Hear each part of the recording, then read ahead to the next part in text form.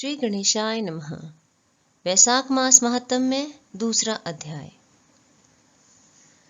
नारद जी कहने लगे, जिस प्रकार सतयुग के समान युग, वेद समान शास्त्र, गंगा जी जैसा तीर्थ, जलदान जैसा दान, भार्या समान सुख, खेती जैसा धन, जीवन के समान लाभ, नेत्रों के समान ज्योति, भोजन के समान तृप्ति, सत्य के समान यश, आरोग्य के समान हर्ष कोई दूसरा नहीं है, ऐसे ही वैशाख जैसा अन्य कोई मास भगवान को प्यारा नहीं है।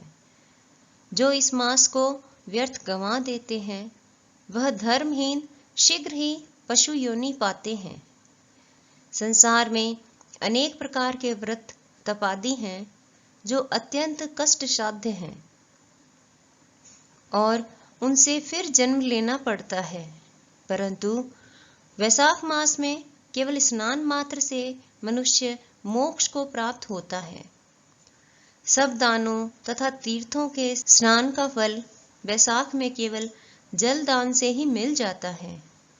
जिसमें जल दान देने की भी शक्ति ना हो, वह दूसरे से दान दिलवाए, उनका भी वही फल होता है।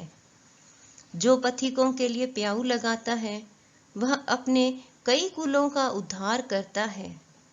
प्याऊ लगाने से देवता, पितर तथा ऋषि अत्यंत प्रसन्नता को प्राप्त होते हैं। बल की इच्छा हो तो जलदान, पवन की इच्छा हो तो पंखा वैशाख मास में दान दें।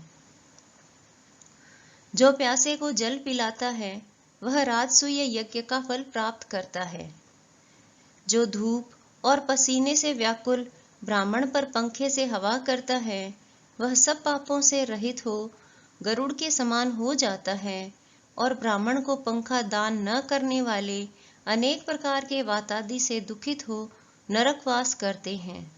जो थके हुए ब्राह्मण पर कपड़े ही से हवा करता है, वह पापहीन होकर भगवान की सुयज्य मुक्ति पाता है। और जो शुद्ध हृदय से ताड़ का पंखा दान करते हैं, सब पापों से मुक्त होकर वैकुंठ लोक को जाते हैं। जो खड़ाऊ दान करते हैं, वे यमदूतों का तिरस्कार करते हुए वैकुंठ को पाते हैं। जूते दान करने वाले को न इस संसार में दुख होता है और न ही नरक यातना भोगनी पड़ती है। ब्राह्मण की याचना करने पर खड़ाऊ दान करने वाला राजा होता है। जो मार्ग में आश्रम के लिए घर बनाता है, उसका फल देवता भी वर्णन नहीं कर सकते। जो अतिथि ब्राह्मण को भोजन करावे, उसके फल का भी कोई विस्तार नहीं है।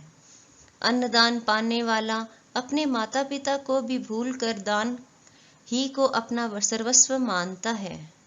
माता पिता तो केवल जन्म के दाता हैं, इसलिए विद्वान लोग अन्न देने वाले को ही पिता कहते हैं।